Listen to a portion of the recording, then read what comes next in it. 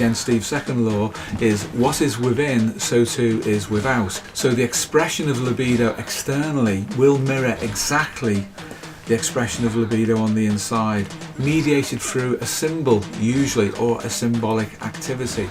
And pornography is very often a symbolic activity with respect to displacement of instinct into something else.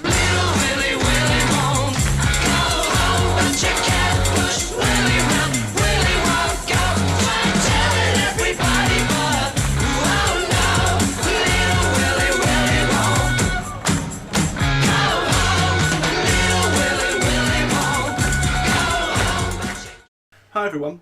One of the most requested topics that we get, and we have done actually consistently since the start of the show, is on NoFap, a massive internet meme that's been around for around the last decade, where primarily a whole bunch of young men get together on online forums and YouTube videos and different communities and say to themselves that we're not going to masturbate anymore. Or when you take things even further than that, and that's how things generally evolve in these communities, is we're not going to ejaculate as such ever, except under very specific conditions. Obviously that makes for an intriguing conversation topic, especially from the context of depth psychology, especially with a psychobiological point of view. It's an enormous thing to put on yourself, to say that you're not going to masturbate or ejaculate again. So Pauline, you were saying before we put the cameras on that you've been doing a little bit of historical investigation into the origins of these kind of ideas. I was wondering what potentially you could have dug up from the recesses of these dusty old books in there.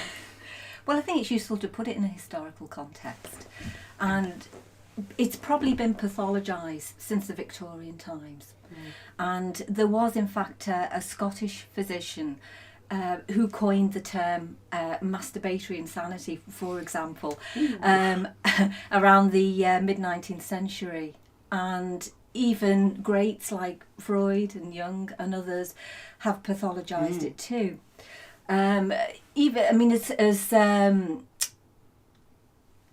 sort of the turn of the 20th century, there were physicians who, for example, there was an American physician who was treating it in children, and he was doing so by cauterizing the spine and the genitals in order to stop them from masturbating. And that's relatively recently, historically.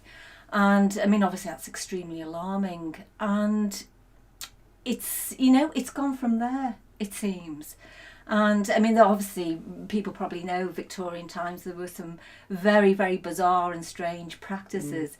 For example, I believe that some fathers would go as far as to purchase, I guess what effectively were like penile rings with spikes on them, and they would be attached to the genitals with a lockable belt, and they would be put on the child at night to stop him masturbating. And you know, they're the extremes to which they would go at those times. And it seems too that certainly for women, that sexuality was considered to be purely for reproductive purposes. And certainly for the sort of the middle and the upper classes, not so much for the labouring classes as they were called at that time, but the view was that women should just preserve themselves, if you like, purely for reproductive purposes. So I think we can see the origins of some of these strange ideas back then during those times.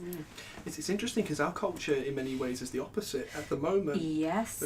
I would imagine it would have been Christianity back then, or a more just religious layer to the culture where these ideas emerge and I guess become the dominant.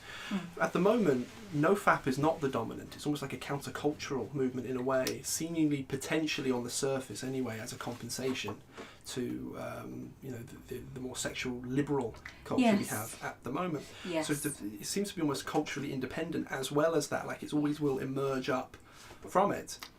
And that's usually what people will say, including myself, who's been on YouTube before a long time ago, talking about NoFap.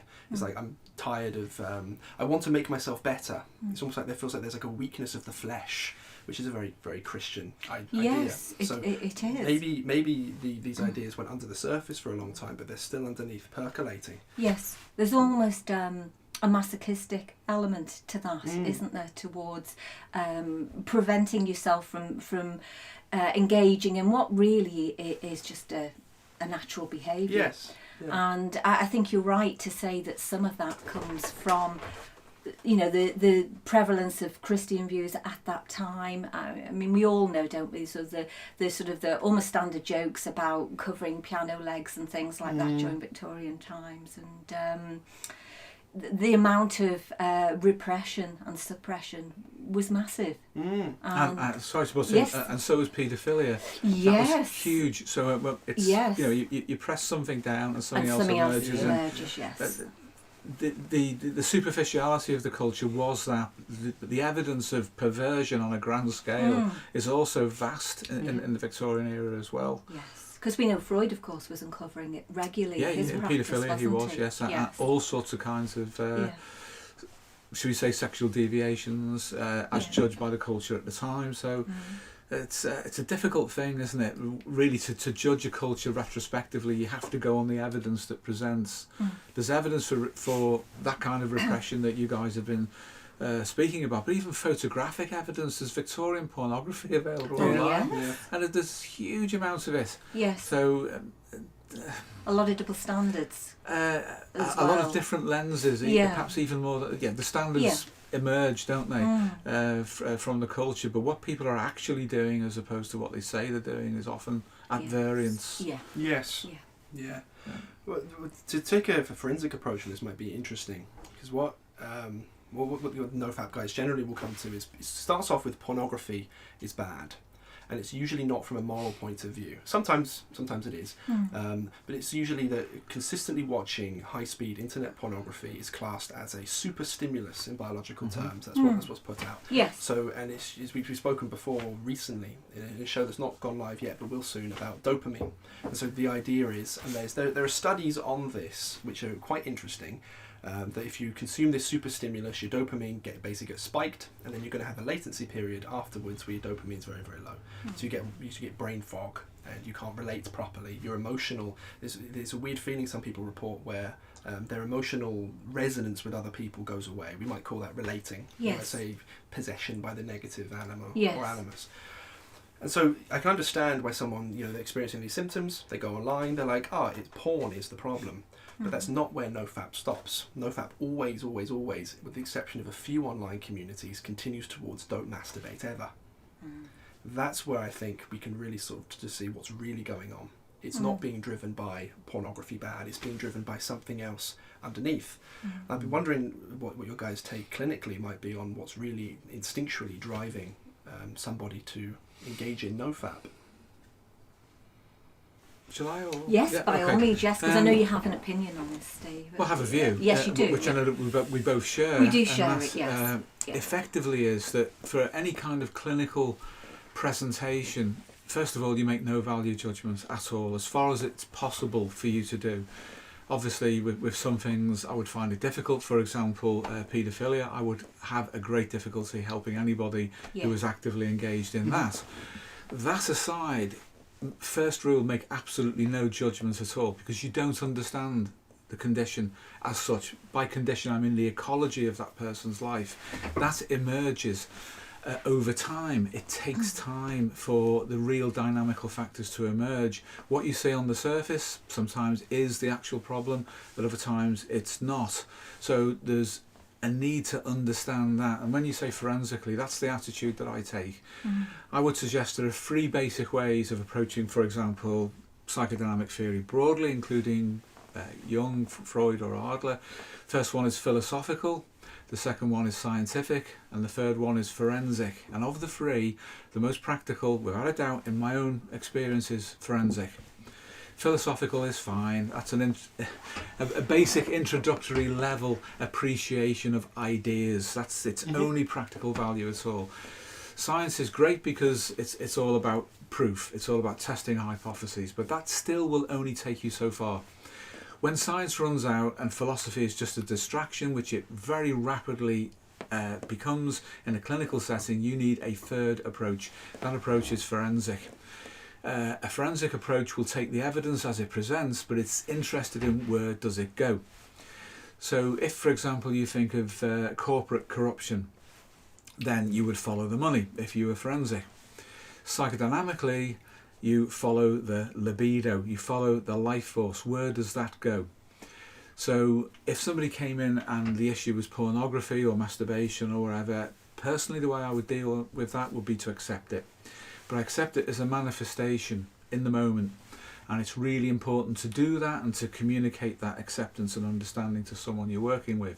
But the libido that is surfacing in that form almost invariably goes somewhere else.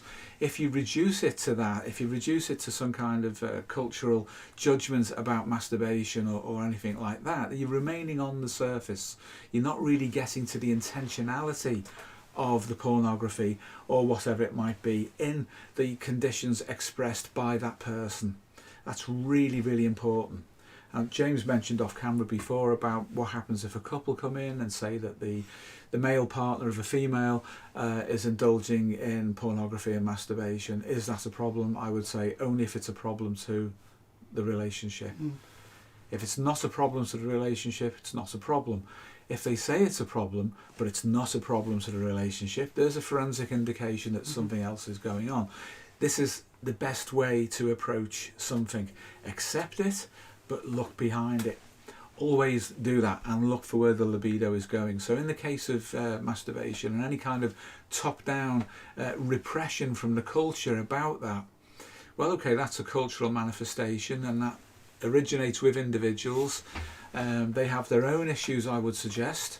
But how it affects an individual, you look at their overall context and then follow the libido, see where it goes. That would be my view anyway. That way I get away from the distractions of top-down effects and really, really focus in on that person's living construct or context. So I guess that's a good buffer in a way to, someone's experiencing pornography, masturbation as an ongoing repetition. Yeah. Usually the way it is. Yeah, and the solution to that, self-diagnosed and self-prescribed, is NoFap. Yeah. So in the self-development point of view, say for the guys watching, it would be, well, sort of do away with that straight away and instead go with what's presenting in the entire context of your life, rather than narrowly focus in on the fact you're engaging in this one behaviour. So zone out and look at your relationships, who's influencing you, your own personal myth, etc. Would that be a useful, say, prescription, if you like? Yes, it would. I mean, if you went to a CBT therapist or a simple behaviour therapist or a cognitive therapist who isn't also a behaviour therapist, any of those forms of therapy, then symptomatic relief is what they will focus on. So they remain on the surface and there is no fundamental change. There's no interest in the unconscious, there's no interest in timeline, there's no interest in the past, and therefore they have no real understanding of the telic trajectory of those symptoms with respect to the future. If you engage with that fuller understanding, everything starts to take shape literally in a way that you need to understand it, and so does the person who appears to be suffering from something like that.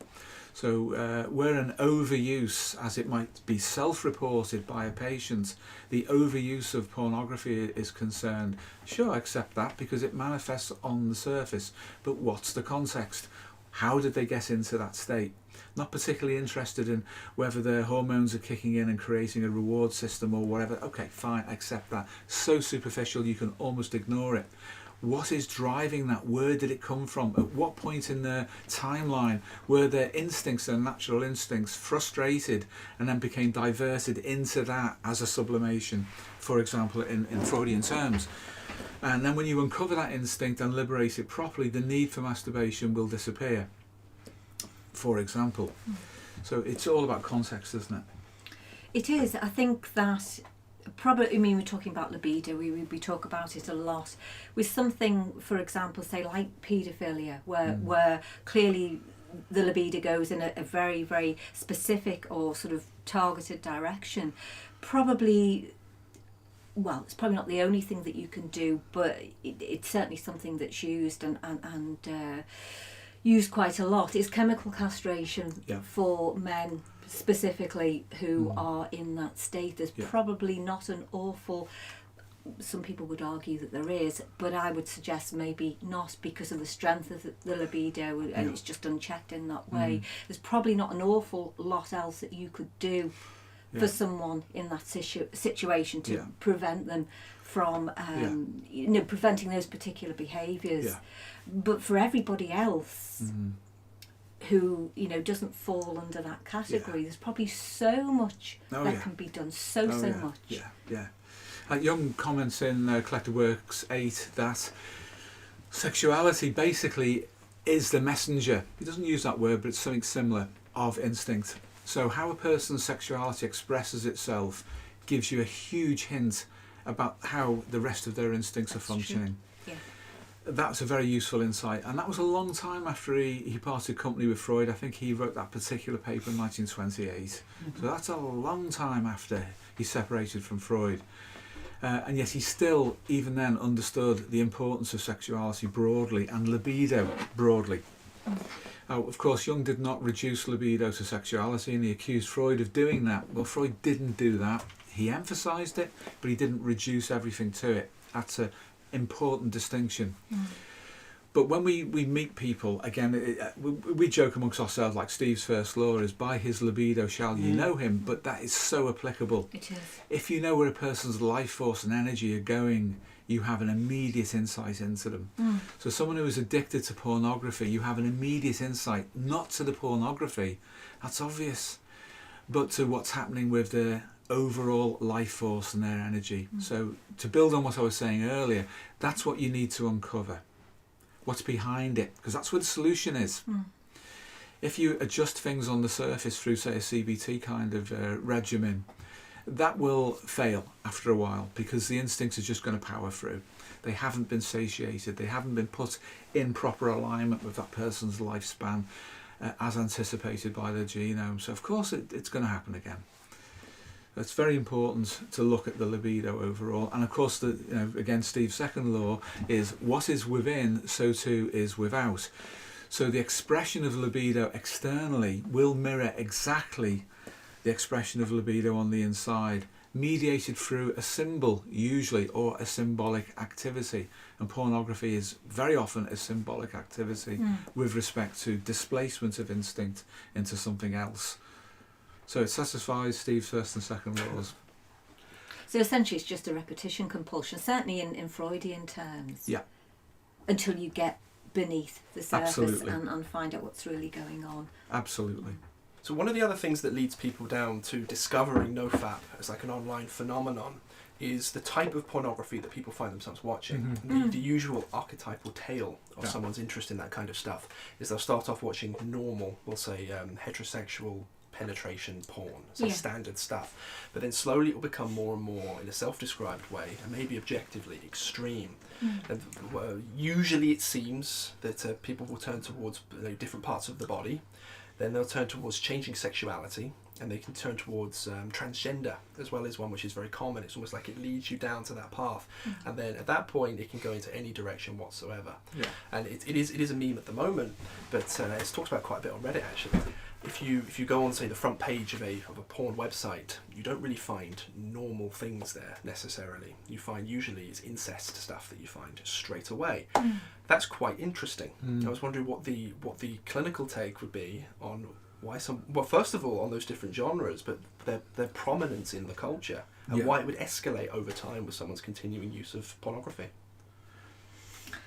Well, I think like with all things, certainly with respect to the cultures, there's an incremental sort of exposure to these things, of those things which are considered to be normal. And we see this in not just with respect to masturbation, but with lots of things really. So the exposure to more and more extreme things becomes part of people's everyday normal. And yet instinctively, despite the pressure from the culture, individual people probably feel that somehow it's not quite right at that instinctive level. Well, people aren't acting it out is one of the things, isn't it? It's like it is a meme, but you go on the front page of those websites, it's normally like son and stepmom. Or even son and mum, that kind of thing. And people aren't going to act that out usually in their day-to-day, but it's one of the most popular pornographic categories. So it's like they're there's like a perseveration, I guess, in a way, or like a cognitive dissonance with the way they're going versus the way their fantasy life is going. It's like, I wonder why that would be the case. Well, your instincts want you to be adapted to real life for a start, and we caution against this all the time on JTLB about people becoming more and more embroiled in fantasy and not having a foot in the real world. I mean, we've said it many times over. All the instincts are externally focused. Yeah. And that's where they should be. You should be to be adapted. Sorry, Steve, go on. Yeah. Incest in particular has a very Freudian tone to it because of the incest taboo.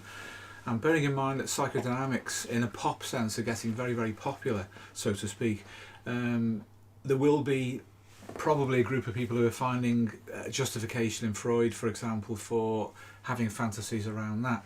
Or Jung, to be fair. Or Jung, yeah.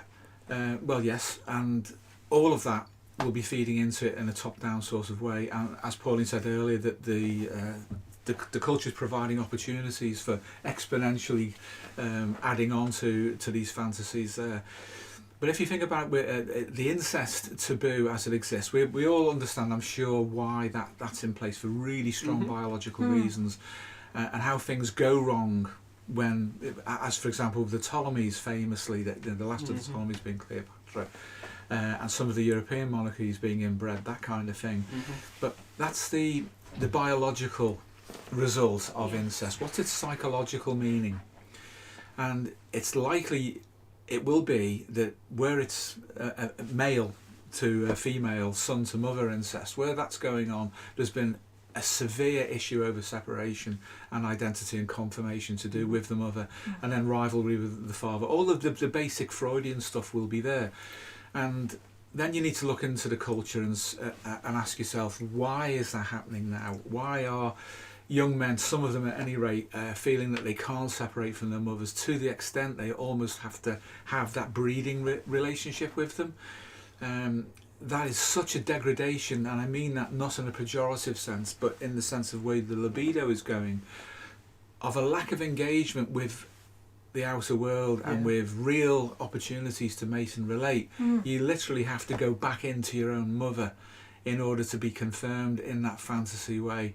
That's such an inversion of libido. There's something wrong in the culture if that's being developed and promoted to that extent. It's very, very, very popular online. Very, very popular. There are whole porn companies that exist purely to produce this kind of stuff. Yeah. And in a capitalistic world, you know, it's like, well, clearly people are interested. There's clearly money flowing there.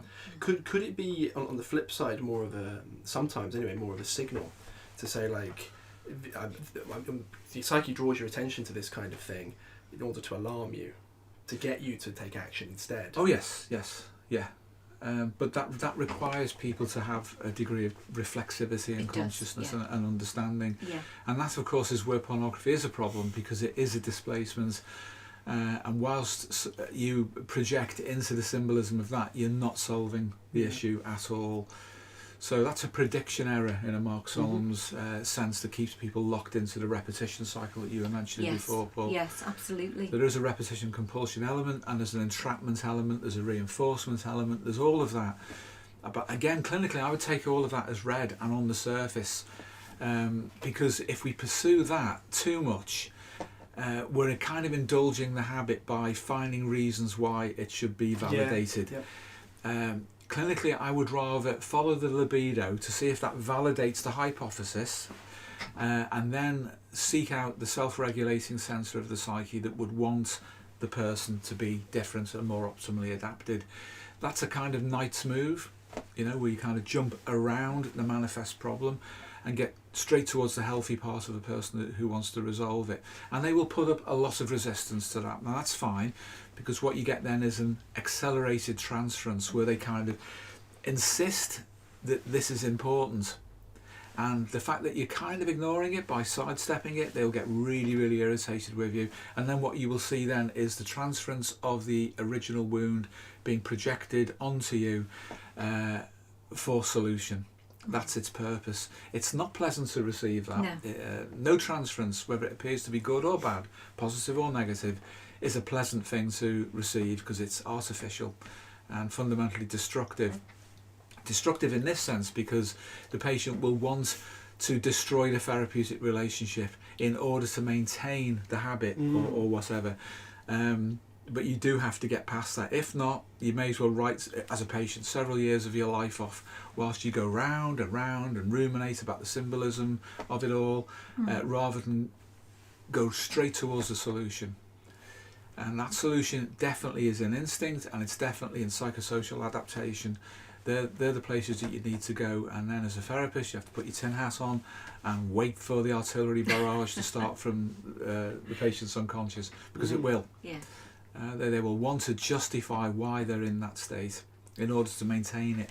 And at that point you actually draw out the complex. You draw it out in full fury at you. So that's a clinical manifestation. I would work Well, with it. if the solution is instinct extroverted into the world, then the culture is not particularly facilitative to young men doing that. And that's one of them as well. If this is more incel, black pill style community as well, they all kind of overlap in a way with each other at sort of this deeper level. But it's, well, women will never want me anyway, or the culture is not, not. But mummy will always want you. Well, that's very true. And there are plenty of mummies who will oblige, unfortunately. Yes. And also you get a lot of mother-daughter incest symbolism in the media at the moment as well. There's lots of popular programmes, we probably all know about them as well, in these sort of living channels, and they're pushing these kinds of relationships more and more, mother and son ones that are closer than they should be, and mother and daughter ones that are intensely narcissistic. And a mother is unable to kind of live her own life, but lives it through proxy by the daughter, and these programs are being pushed out there, and they're obviously incredibly popular, which I think you were saying before, James. Really, there's a market for it, unfortunately. Enormously. I guess the frame I was trying to put out there was more of the complex you'll see straight on the surface, whether it calls itself NoFap, or wears the face of NoFap, or black pill, or incel. But what you guys just did there was to completely, as you were saying, a knight's move around the philosophical frame completely. Say, well, what about your mum, basically? And it's like that would work a lot, I think, because to engage with something just in that pure thinking way, it doesn't work. And that's what we see as well. Most of the people who started engaging, and I know I was in the NoFap scene for a long time, fairly prominently, to be completely fair. Most of the people who are there have been there for years. And so we have the repetition compulsion of, say, the pornography and the masturbation, which is, we can judge it or we cannot, it's whatever, it just is what it is. But on the other side, we have the NoFap, and the mindset techniques required to get over it and that kind of thing, which becomes its own repetition compulsion. And in the middle, someone's growing older and older and older and more frustrated. Absolutely. And they slowly get to be pulled apart. I mean, the three of us have seen several people who've been stuck in it for a long time, and it's absolutely ripped them to shreds. It's a nasty thing to have on yourself. And that's not to judge the movement as such, because I mean, maybe it's going a little bit against sort of what you were saying about drawing that complex out, but there is a core to it that makes sense. That's the same thing with all sort of prediction errors. But I like the idea of the knight's move around it, to be like what the whole context of what's going on, and follow your energy. That way you can also disengage. We talked about on the channel before, you can disengage from guru figures as well, and take your life back into your own hands again. The guru figures fall, for me, within the broad category of philosophy, because they usually provide a frame of reference for you to apparently make sense. It's not really, it's nonsense, but it has the power of suggestion involved. There are so many overeducated and underexperienced young men out there, and that's a really bad combination. It would be far better to be underexperienced and undereducated, because then the pressure on you will be to get experience, which it will solve everything ultimately, the right kind of experience. Whereas if you're overeducated, it prevents you from moving beyond being underexperienced in life. So otherwise instincts become ideas, don't they? They do, yes. And that's a huge problem. When you turn an instinct into an idea about an instinct, that's a degree of separation too far. The scientific approach would cover all sorts of things, and it would appear to be respectable and have solutions. It would bring biology in, and it would talk about all of those factors. Then you get the pseudoscience to do with dopamine and other things as well, which is then blended with the science as well. And that's blended with the philosophy too. So you have both those methods. But a forensic approach takes no prisoners. Well, it does actually, because it catches the real criminal in that sense. But it's about getting to the bottom of the issue with no distraction, no fluff, no rationalisation, no pseudo-intellectuality. It's simply about solving the problem. What's going on here? So the forensic attitude is the one to take if you really want to understand any situation. I don't mean be cold about that. I mean in a warm, humanistic, engaging, supportive way, but not on the surface necessarily. It's to support that part of the person that wants to be well and wants to be adapted to their life. And sometimes you have to act, therefore, as an advocate for a part of a person against another part of them. And that takes quite a bit of dancing around, quite a bit of night's move thinking to do that. Well, oftentimes we see it as well that it's just actually fascinating from my own life experience. I won't share an enormous amount there, but that say growing up, most men in the Western world, I think it will vary a little bit with religious background, but they don't really have a problem per se with either masturbation or with pornography. So they will say there are, I guess, two camps of men, or well. I don't know how accurate this is, but the stats say that something like 99% of Western men regularly watch pornography. It's probably close to there. So if that's the case, you've got some men, or half of men, or whatever it happens to be, who are fine with it and they just don't care, and others who do care and it's beating them up. Yeah. And I think a lot of the stuff with NoFap, this is what I've seen when I have treated people clinically, is I basically try and remove NoFap completely as a solution and remove the idea of masturbation as being a problem. Because most of the time when I've spoken to people, in fact exclusively with this issue, it's been men between about 18 to 35 and they're single. And they're coming in with, James, I've seen your stuff about NoFap. Yes. How do I get rid of porn? Yeah. I basically told them in I guess like a therapeutic pacing and leading fashion. Yeah. That's not your problem. That's not your problem. And the relaxation of that, say, moral complex or whatever it happens to be, sort of solves the problem. Yeah. And most of the time, the frequency of pornography goes down, the less stressed you are about the problem. Yes. Yeah. So that it's almost like by engaging with the complex in the way that it wants, it's going to keep you trapped forever and ever and ever and ever. Yeah, and ever, it's like with OCD, isn't it? If you perform the rituals or the compulsive thoughts, then it brings your anxiety down from 100 to 70, say. But then you have to live with 70% of anxiety permanently, under threat of 100% permanently if you don't give in to it. Yes. That's the trap that people fall into, and it's a conditioning thing. But there are ways of dealing with this, but you need motivation. You have to be heroic. You know, you guys who think you're following the Jungian hero cycle or Edinger or any of them, this is the real practical heroic way of dealing things. You have to address yourself properly. But that doesn't mean putting yourself into a situation where you're walking through the valley of the shadow of death, or any of these other metaphors that are being peddled by religious psychologists out there on the internet at the moment. It's different. It's an honest engagement with the process. You'll find that your Jungian self archetype will align for you and be on your side if you do that. You don't have to live in fear. You don't. You really don't. The thing about something like OCD as well, Steve, I mean, if we're sort of getting into instincts here, and you nearly always are with people who suffer from OCD, then you're having to look at things like sexuality and aggression, and actually, which is probably relevant for now with COVID, fears of contamination as well. But they're all so closely and intimately connected with basic survival. And usually, once you, as you rightly say, get to instincts and you go through that process of trying to realign them and getting people to be optimally adapted, everything else just falls away. It does. It can't be sustained at that point. No. I totally agree. And the 18 to 35 age range is your primary reproductive window. It's optimal, isn't it? It's optimal, and so any frustration there is going to be displaced. It's as simple as that. It's honestly as simple as that. It's down to instinct. And when your instincts are satisfied, and they can be easily satisfied, and here's one simple way of beginning to do that. You can on the surface address it ideationally. You can make, if you like, that, or put the affirmative suggestion, and I don't mean positive affirmations, but the affirmative suggestion that I am open to engaging with myself, the true self that I have, and my optimal timeline. I'm going to do it. The minute you say that, the moment you say that, the psyche will take note of it, and it will begin the adjustment process. And things will start to change. It can be that simple. but you have to be honest, you have to mean it in order to get that cooperation from within. But when you do, it will happen, and it will happen quickly. That's an interesting question to ask you then. So when we do therapeutic work, usually we see sort of like an increase in results and efficacy, and then it sort of plateaus out. Mm-hmm.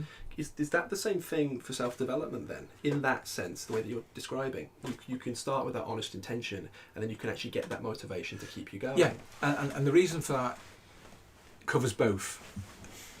A human personality is a huge thing. It's massive in terms of its potential. And your anticipated lifespan is a lot longer than the immediate moment that you're living in. So you need patience. You need to have that idea of patience. Patience with yourself, patience with the natural progression of time, of seasons, of maturation, of life stages. If you accelerate or try to force an accelerated growth on the psyche, it will just resist you, because it will not want to do that. It will know, and it can predict that it will fail. All you'll do is generate anxiety if you do that, and anxiety feeds complexes, so you get a bad result. But with respect to a clinical plateau, that will happen with long-term therapy, long-term typical Jungian analysis. Jung for himself wanted to see people up to 4 times a week. Please, excuse me. Who has got the time to invest in that? If you're doing that, you're not living life. Yeah. So the vast majority of that time is wasted. Now, I'm not contradicting myself, because I'm not saying that you should have sufficient patience to be a patient for that long under that intense scrutiny of an analyst. What I'm saying is that you have patience with the time that it will take for you to become who you are. Even Jung himself said it's after the 35th year of life in his time. Even Plato said that you shouldn't touch philosophy until you're mature enough, and he put the age arbitrarily, somewhat perhaps, well actually very definitely at 30. So young guys in their late teens and early 20s who are pushing to individuate, to achieve things that they can't possibly do yet, are mistaken. Their instincts will rebel against that, which is why we always say Freud, Adler, Jung. Freud and Adler mate and relate. Then you can worry about individuation in a Jungian sense, but you must fulfill the adaptations of the Freudian phase of life and the Adlerian phase of life first, before you authentically get anywhere near Jung. And by that time, you're probably mature enough to look back over your life, and you may, if you've worked as a therapist, seen enough people to understand where Jung himself made an awful lot of mistakes. That's blasphemy, isn't it? But unfortunately, it's the case. You need time and you need experience in order to be able to come up, to these kind of conclusions. It's the racing to achieve things that you're not ready for that cause problems. Even Aesop understood this, the hare and the tortoise. The tortoise won the race. But might it be true, Steve, that men race towards those things because they're not having the opportunities to mate and relate, or some of the things that we were talking about, how attachment or being overly attached to the mother and so on. Yeah, but so that's a Freudian thing. The over attachment to the mother is Freudian and Adlerian. Yes, it's both, more than Jungian. So if you start to apply a Jungian lens to those problems, you'll be searching around forever. Yeah. And what you'll end up with is the kind of mindset that he had towards the end of his life, which is appropriate for an older man, not a younger man, for a start. Yes. And also you risk exposing yourself to things that, frankly, your ego is not prepared to take. Very dangerous. The inflationary ideas that you can find in Jung to do with so-called archetypes. Yeah. And the shadow and all the rest of it. If you engage with that when you're not ready for it, it's very, very dangerous. It's pathological, frankly. It is. But young men, it seems, are being forced in that direction because of that gap. Well, it's a compensation, it is a compensation, like you say, and in that sense it's no different than pornography. No, it isn't. So you get an addiction to ideas, inflationary ideas, Jungian inflationary ideas, the usual internet gurus and pop psychologists' ideas as well. So I'm not saying, though, that you shouldn't study Jung, but you have to put him into context. You won't be able to address the right things if you prematurely expose yourself to Jung. Yeah. So we have, say, an instinctual problem, or the way things are not naturally meant to go in terms of your lifespan, which might be repetition compulsion towards pornography. Yeah. And then what it's doing is it's then attaching ideas outside of, say, the ego's control to it. Yes. So that's then the difference with follow the libido versus philosophizing. Yes. Because if you have an interest in Jung or whatever that is, you could say it's wrong, but you could say, and I've actually previously said it before, these videos are still up on YouTube as well. Obviously, we grow and change. Yeah, we do. And you're an exemplar of yes. that, by the way. Thank you. That pornography is, say, the negative anima, or pornography is the archetype of the succubus, or something like that. And then you go to Freud, and it's like, well, he says masturbation was pathological. Then you go to Nietzsche, and he goes that if you release your semen, you're going to lose your life force. That's a step too far, believe me. Don't go anywhere near that last guy that was mentioned. Yeah. I completely agree. Yeah. And then we find a whole suite of online gurus and entrepreneurs who say that it's bad. And we think philosophically, as we'll say, as young men growing up, that like we're the ones coming up with these ideas, we're the ones making the associations, but it's not. It's driven by that frustrated instinct, the complex around it. Yes. So they create all kinds of things to go look, and then this is their masculine quest to try and overcome the devouring succubus, porn death demon who's come for your nuts in the middle of the night. Who's really your mother? Who's really your mother? Who's really your mother? In the form of your attachment, your attachment to your mother. Yeah. If you're not attached to your mother, she can't contain you. No, absolutely it's a not. systemic relationship that requires both parties to participate. Yes. As an adult, you have sufficient power to walk away. As a child, you don't. Yeah, And so obviously the relationship can be distorted in a power sense by the mother or the father when you are very small, and that is the origin of an awful lot of Freudian style neuroses, upon which then Adlerian maladaptations are added, and then Jungian overcompensatory fantasies are added in an attempt to solve the earlier two. Right. And you're right, both of you, that's how that comes about. So don't go to Jung to solve a Freudian problem. He said don't do that. Yes. So why would you do it? He himself said don't do it. You have to understand Freud and Adler first.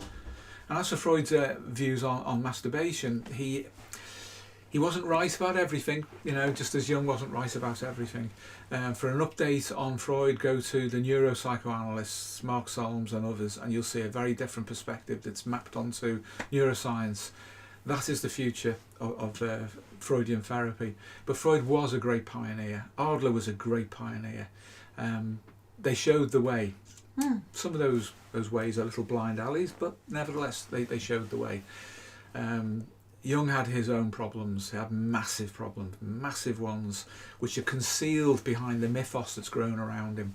And that mythos has been inflated hugely on the internet. We know his own family were fully well aware of the limitations of Jung the man. Yeah, and they have expressed them publicly. And they've too, expressed it publicly as well. Yeah, including some of his grandchildren who were psychiatrists and analysts, have also publicly stated what was wrong with him and the weaknesses in his relating function, for example, as we would call it. So be careful. Be very, very careful about who you follow.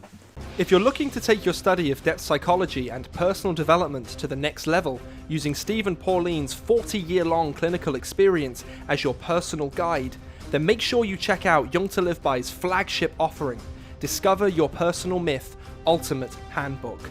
For anyone who has a calling deep in their very genome to become who they truly feel they should be, this guide is utterly indispensable.